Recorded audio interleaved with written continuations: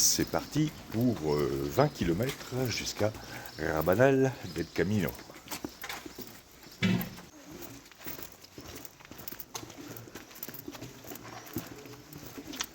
Aujourd'hui, le temps, ça va être comme hier, toujours orageux.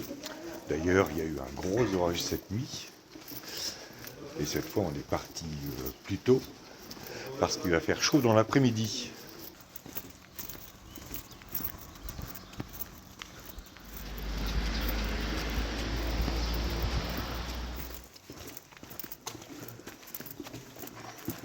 Et on va commencer par descendre un petit peu pour sortir d'Astorga. Et ensuite, on remontera tout doucement vers la fin de l'étape. Et on commencera notre ascension des Monts de Léon.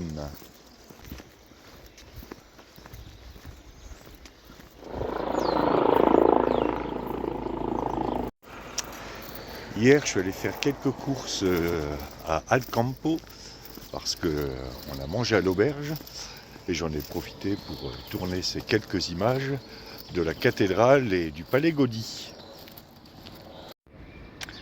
Alors là, on est derrière la cathédrale d'Astoria où sont conservées des archives diocésaines.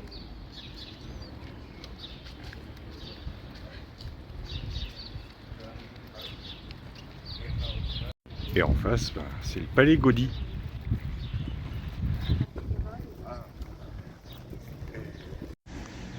Et à gauche, ça doit être l'ancien mur d'enceinte.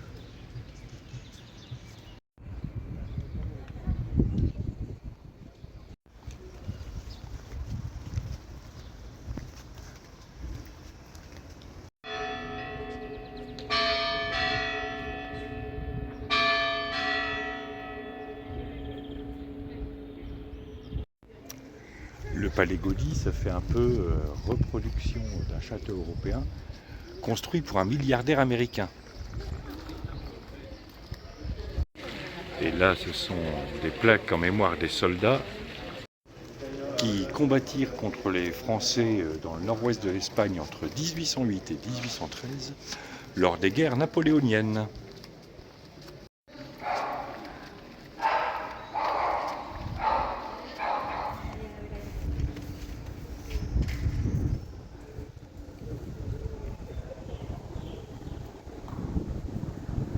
Ce qui est impressionnant, c'est le contraste de couleurs entre les deux tours de la cathédrale et le contraste de décoration entre les tours, qui sont très simples, et l'entrée qui est superbe. La tour droite, la tour gauche et l'entrée.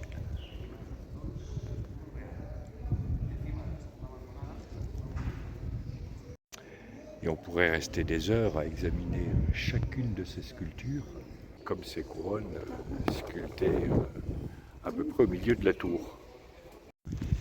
Et malheureusement, la caméra, surtout celle du téléphone, ne rend pas justice à la majesté de l'édifice. Et encore moins le talent du caméraman.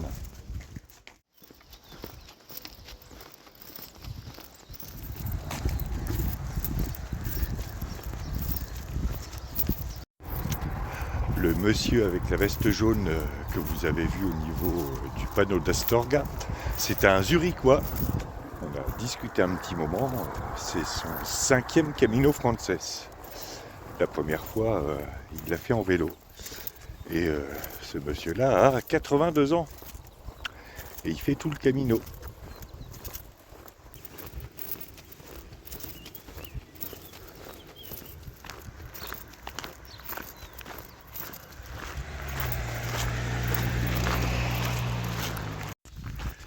Je viens de m'apercevoir qu'on est le 21 juin, premier jour de l'été, et que c'est un dimanche. Et la question qui me taraude alors qu'on passe ce premier village, c'est: y va-t-il y avoir un bar ouvert pour la pause chocolat de Clémentine et ma pause café aussi? Bon, je vais me faire bénir par l'évêque.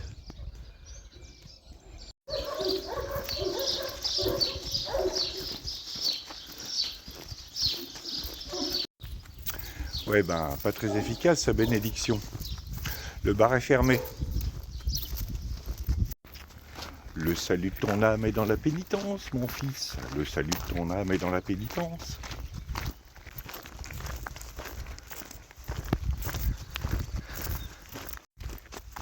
Bon, ben, en attendant le prochain village, on va continuer la traversée de ce Paramo. Paramo, en Espagne, c'est une étendue relativement plate d'altitude, aux alentours de 800 à 1000 mètres d'altitude, qui se caractérise par sa sécheresse et par ses variations saisonnières importantes, chaud l'été, froid l'hiver.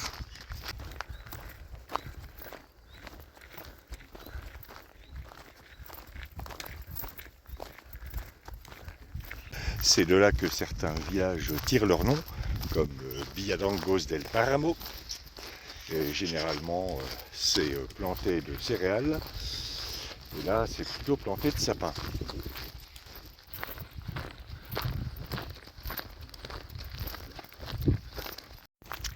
Précision qui a son importance, le Paramo d'Espagne ne doit pas être confondu avec le Paramo d'Amérique du Sud, qui est un écosystème d'altitude subtropicale et qui se rencontre principalement en Équateur et en Colombie.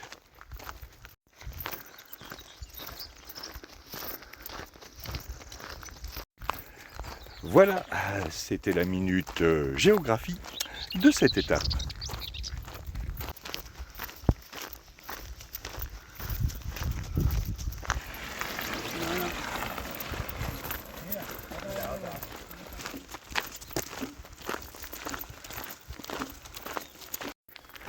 Bien, reprenons avec notre procès des Templiers. La défense s'organise et elle s'appuie notamment sur le fait que les aveux ont été obtenus sous la torture.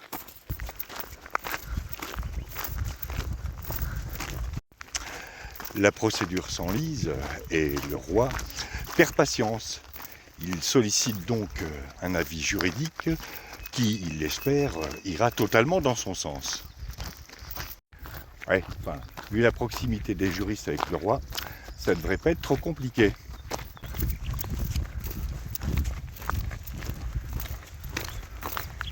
Les vœux du roi vont être exaucés et les juristes développent un argumentaire en 4 points.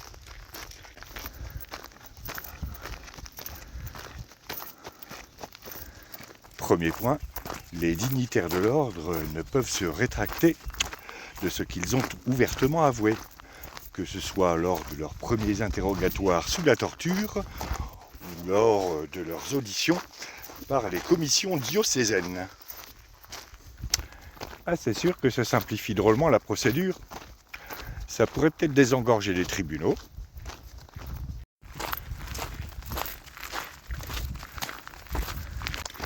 Deuxième point, le secret de l'ordre ne peut plus être invoqué dès lors que les actes répréhensibles ont été avoués. Ça va les juristes, vous foulez pas trop?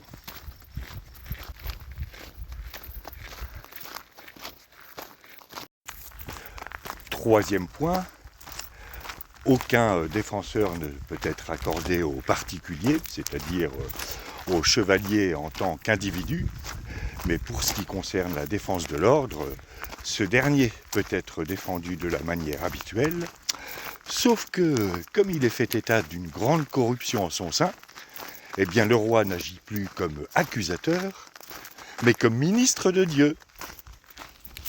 Eh ben, si ça c'est pas du léchage d'autre chose.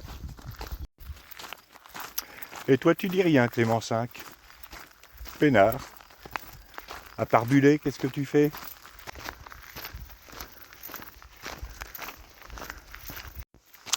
Le quatrième point porte sur les Templiers qui s'avèrent innocents des faits qui sont reprochés à l'ordre.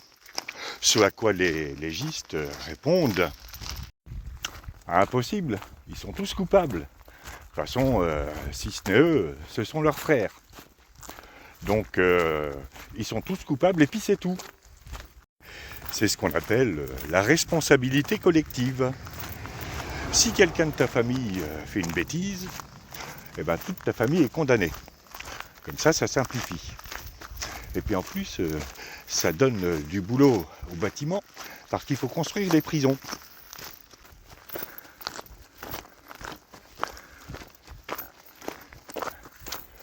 Fort de cette brillante démonstration, qui a dû coûter un pognon de dingue, mais bon, c'est pas grave, c'est le peuple qui paye pour un PowerPoint en 4 parchemins, avec une phrase par parchemin. Fort donc de cette brillante démonstration, le pouvoir décide que des mesures contre les Templiers doivent être prises, dans la mesure où leur défense basée sur l'irrégularité de la procédure engagée par Philippe le Bel est caduque. Et nous arrivons à Santa Catalina de Somoza. Donc la suite, après une petite pause.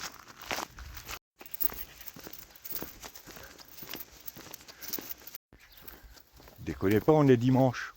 Donc le dimanche, il y a la messe. Donc s'il y a la messe, le bar est ouvert. C'est mathématique. Je dirais même plus, ça fait partie de l'ordre du monde.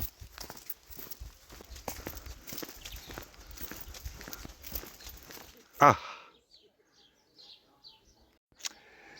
J'aime quand le monde est en ordre.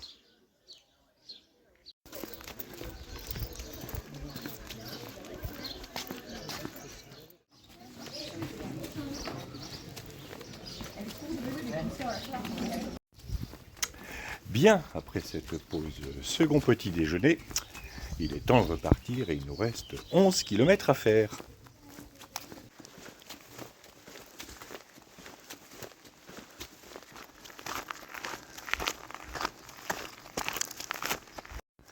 Bien, reprenons avec ce procès des Templiers.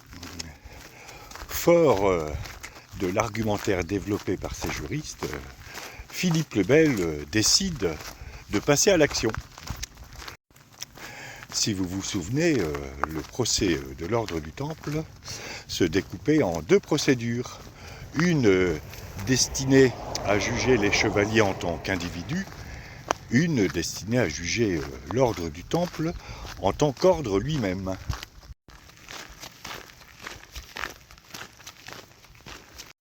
Chacune de ces procédures se découpait en 2 parties, une enquête suivie d'un jugement. Cela veut dire que dans le cadre des commissions diocésaines, les évêques pouvaient tout à fait provoquer un concile pour juger les Templiers. Et c'est ce qui va se passer.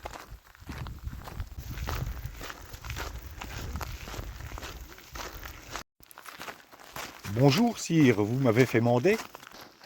Ah, mon petit Guillaume, vous allez aller me chercher Philippe de Marigny, l'archevêque de Sens, qui nous organise un petit jugement des Templiers qui relève de son diocèse. Vous êtes sûr qu'il va accepter, sire? Ça me ferait mal qu'il n'accepte pas. C'est le frère d'Enguerrand de Marigny, mon chambellan et ministre. On va discuter de ça ce soir au repas et puis on organisera un petit barbecue.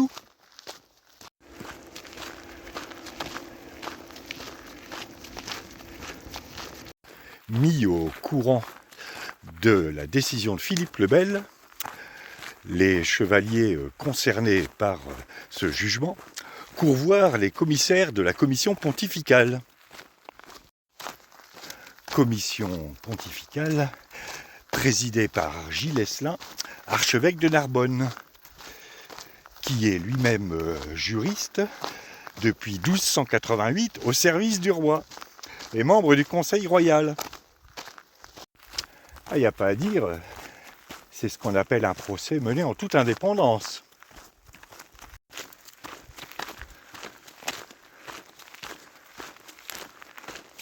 Messieurs les commissaires, c'est pas normal, la commission pontificale n'a pas fini ses travaux.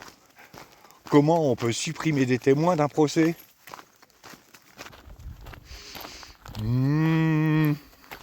Ah, Monsieur le Président, vous dites rien? Écoutez, on va peut-être pas en débattre maintenant, de toute façon j'ai messe. Messieurs les commissaires, vous n'allez pas laisser un procès être saboté comme ça. Messieurs les chevaliers, on vous propose d'en discuter après les vêpres. Enfin, si on se souvient de quelque chose, parce que après les vêpres, c'est aussi l'heure de l'apéro.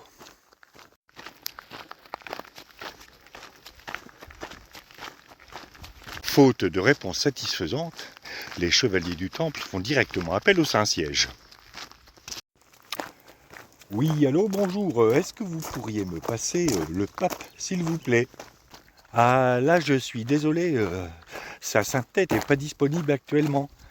Elle est en train de dépatouiller une histoire de réservation dans un pays chaud avec Lucifer, et là, ça paraît très compliqué.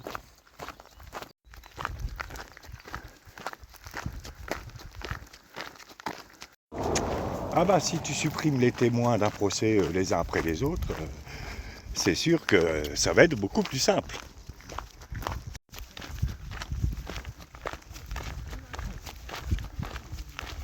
Le 11 mai 1310, la commission pontificale reprend ses travaux, mais son président est absent.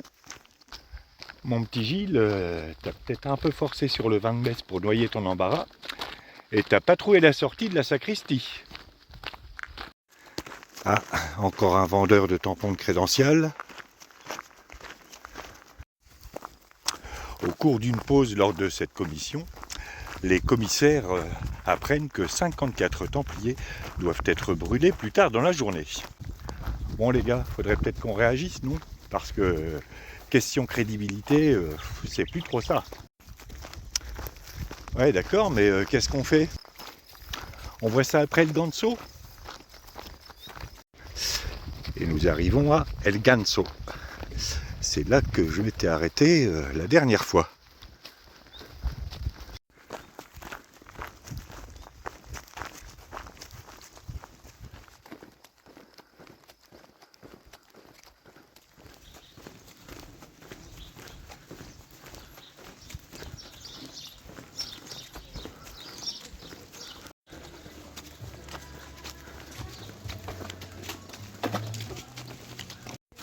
Il y a plus d'animation que la dernière fois parce que la dernière fois il y avait strictement rien.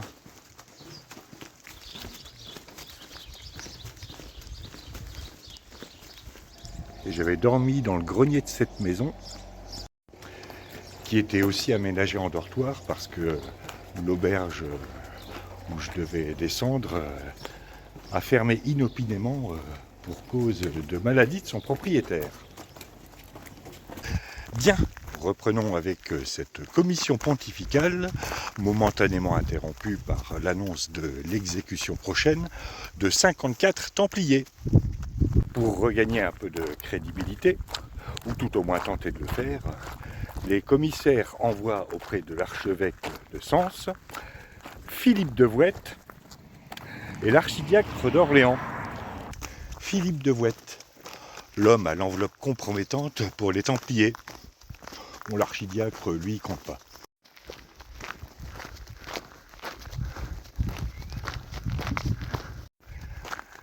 La démarche est un échec et les 54 chevaliers sont conduits auprès de la porte Saint-Antoine et sont brûlés vifs. Salut Lucifer, je t'avais dit qu'on te les préchaufferait. Merci Dieu. Bon, on voit que t'es amour. Qu'adviendra-t-il des autres chevaliers du Temple? Eh bien tout ça, vous le saurez demain, parce qu'il doit nous rester 4 ou 5 km à faire, et que ça va commencer à monter.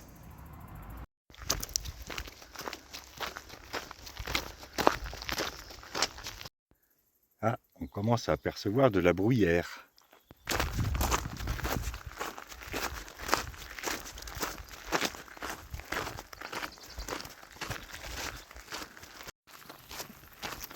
Ah, et je crois que là-bas, c'est Rabanal del Camino.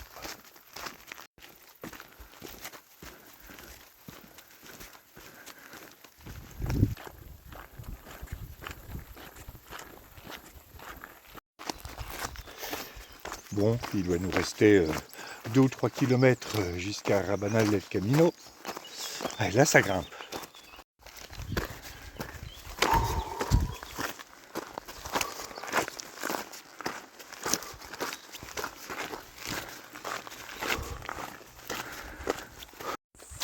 Bon, il fait chaud, mais au moins, la marche est plaisante.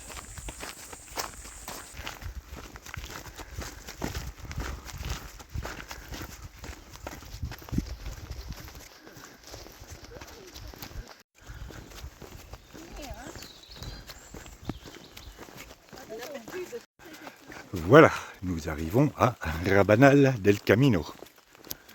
Il faut maintenant que je trouve la Posada El Tessin où se fait l'enregistrement. Mais c'est pas là qu'on logera. Et ah ben, c'est là qu'on s'enregistre. Bon, ben on a mangé et on s'est enregistré à cette Posada qui est un restaurant. Et j'ai jamais vu une organisation aussi bordélique parce que ils font le checking pour un peu partout dans le village et en plus ils font restaurant. Donc nous on avait payé d'avance et pas de chambre. Donc on a discuté il y a un bon moment et on a enfin notre chambre dans une maison qu'il va falloir trouver. Et c'est ce qui était prévu dès le début. Et on n'est pas les seuls à avoir quelques problèmes que nous on a résolus, heureusement. Je crois que ce sont des Australiens qui avaient réservé 2 chambres. Finalement, ils en ont qu'une pour 3.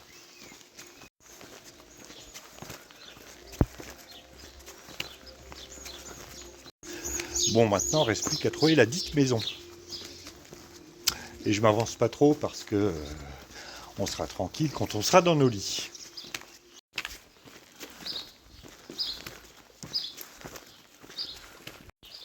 Et en plus, ça monte.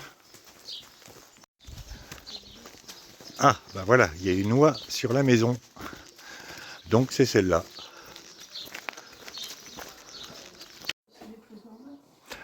Voilà, on a récupéré notre chambre.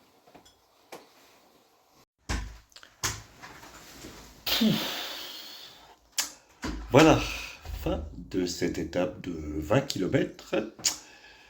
Et donc on a récupéré notre chambre. Et là maintenant, on va se reposer un peu. Oui, puis j'ai pas envie de me lever pour filmer. Donc demain, demain c'est 17 km jusqu'à El Acebo. Et demain, on passera un repère important pour les pèlerins, la Cruz de Ferro. À demain pour de nouvelles aventures.